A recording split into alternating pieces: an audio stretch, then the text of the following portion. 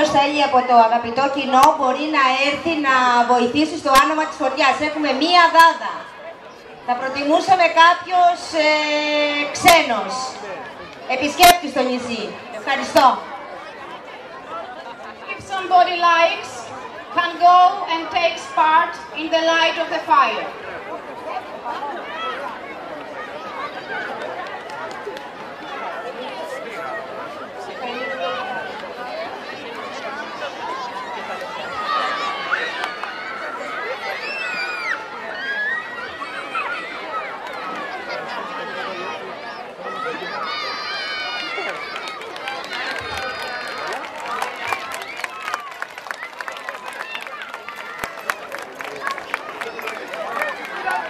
Και του χρόνου να είμαστε όλοι καλά.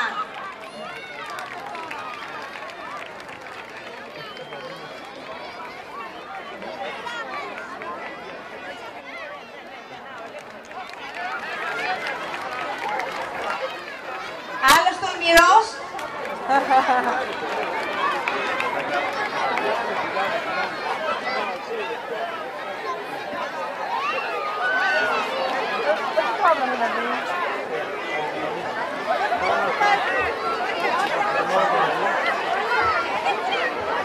Συνεχίζουμε το πρόγραμμά μας, απολαμβάνοντας χορούς από τη χορευτική ομάδα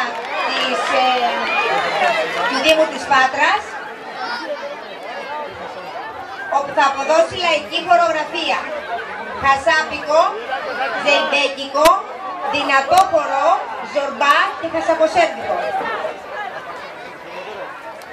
The dancing group of Municipality of Patra will dance